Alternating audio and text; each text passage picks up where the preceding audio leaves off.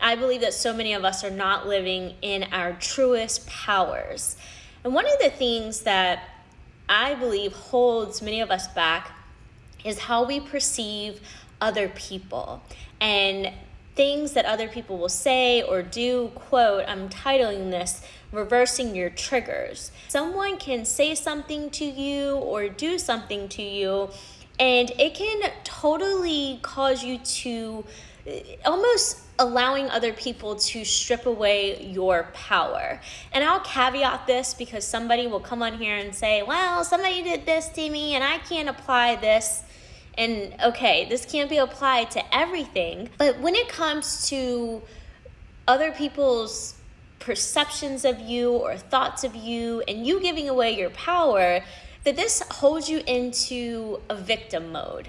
And there's so many women, and probably men too, but my market, I like women, I like working with women, are playing this victim role in parts of their lives that they truly have power over.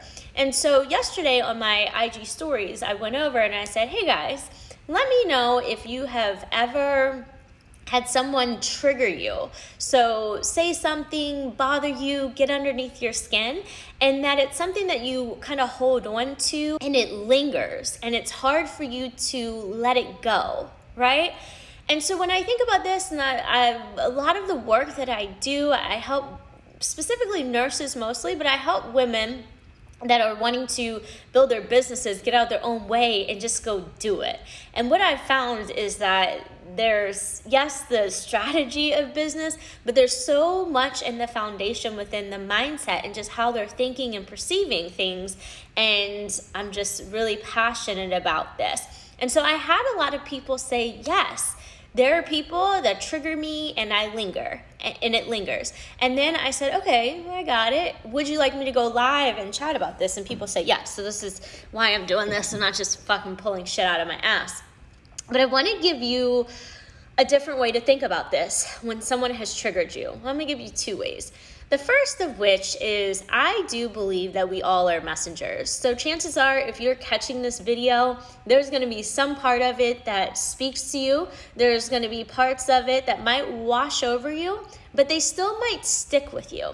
And what I mean by messenger is that if you can start to turn around what people are saying to you and you don't take it inward, but you just simply observe it.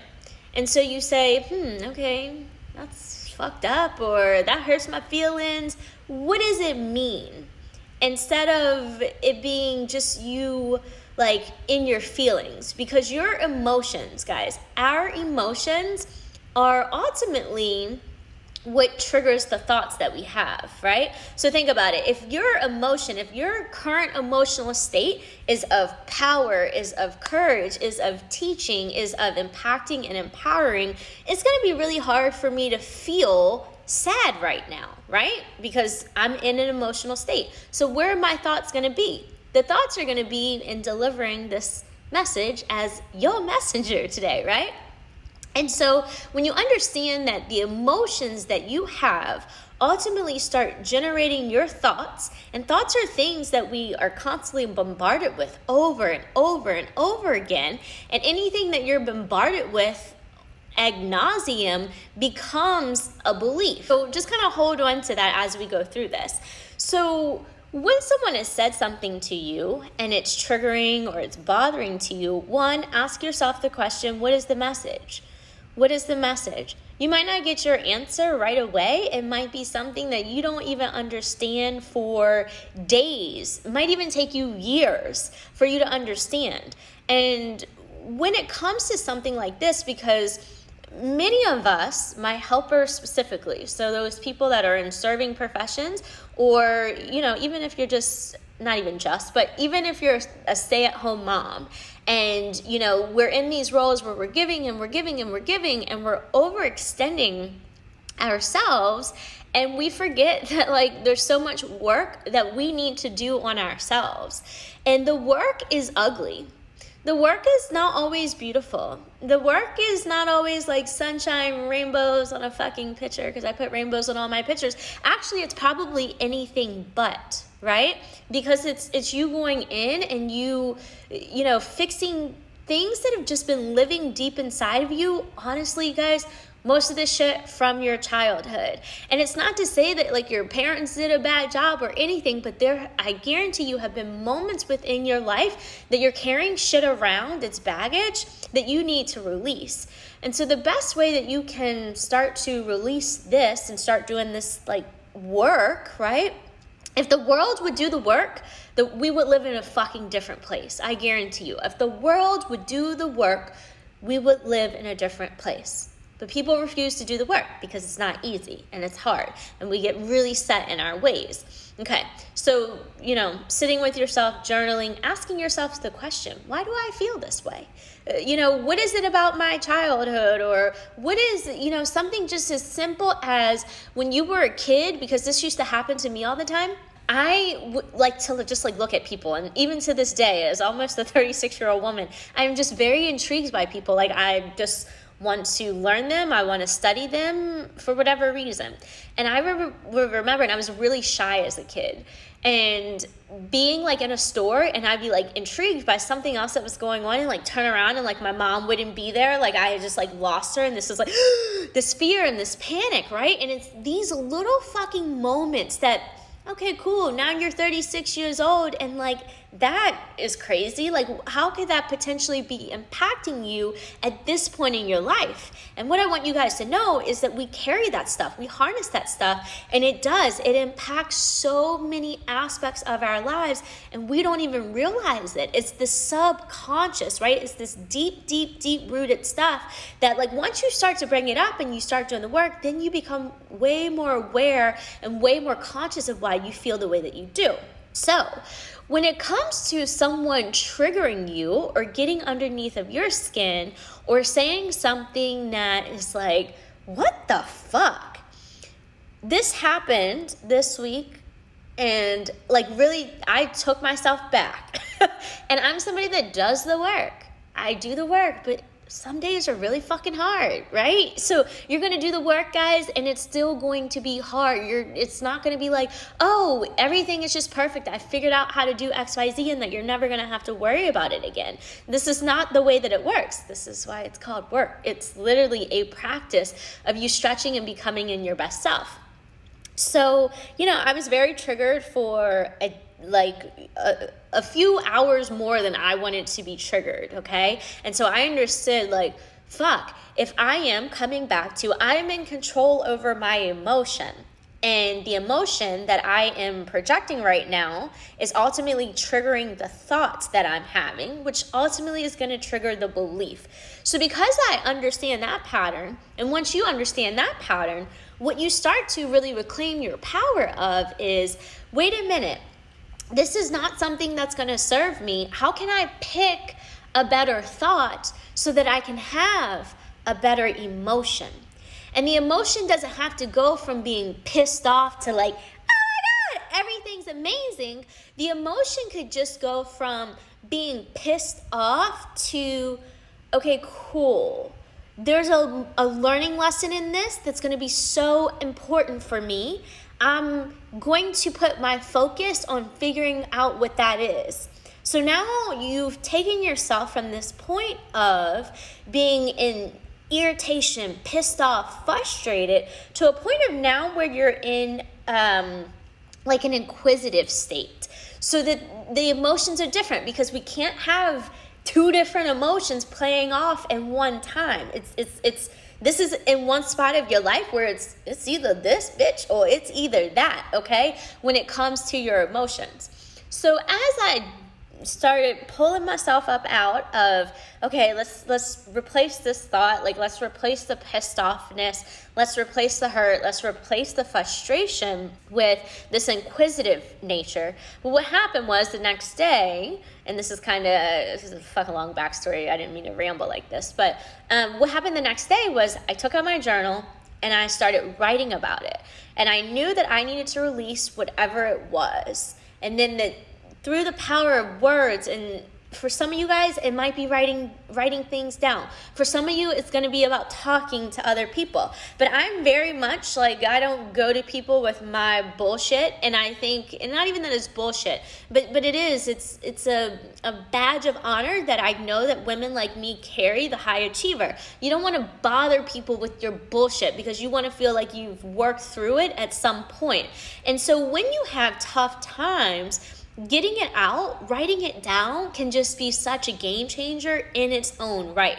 As I started writing this down, the words just came to me, and I kind of have them on Post-its, although it's in my journal. In my journal, I swear, guys, my journal is my book, which is crazy to even say.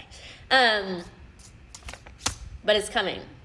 And it's probably like so far away, but it's like coming, right? Like it's a thing. Like I see myself writing this book and having this book, and I'm already doing it. It's just not in a format or an Audible or something for you guys to get to just yet, right?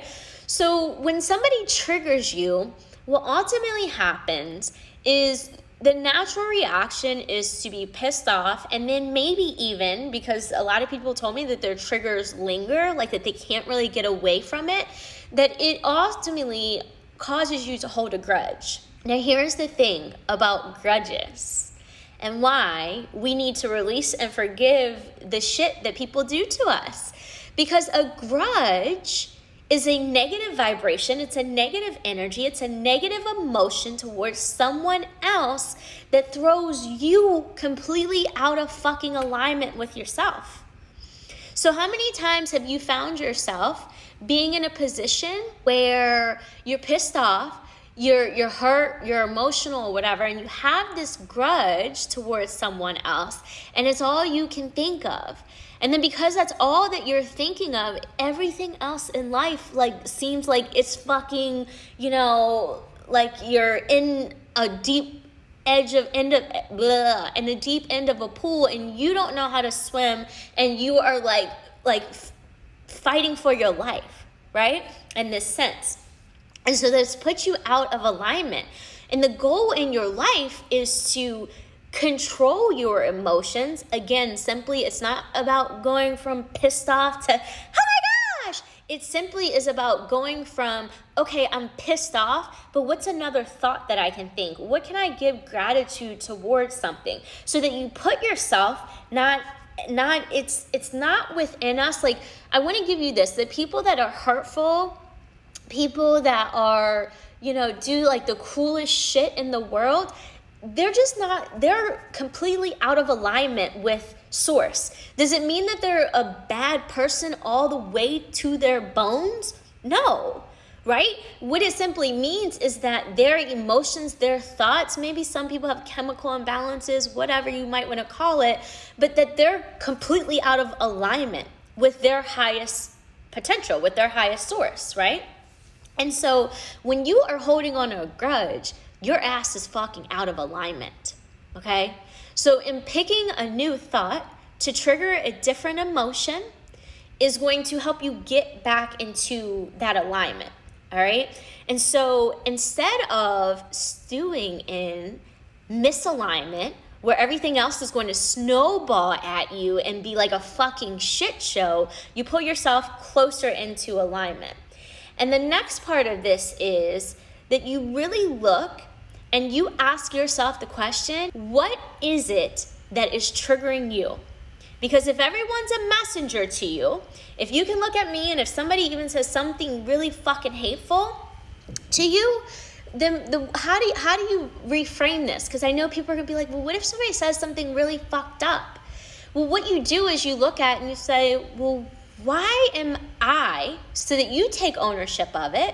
Because again, when you can learn to take ownership of so much of your shit, this is your power. Instead of you allowing other people to take your power away from you.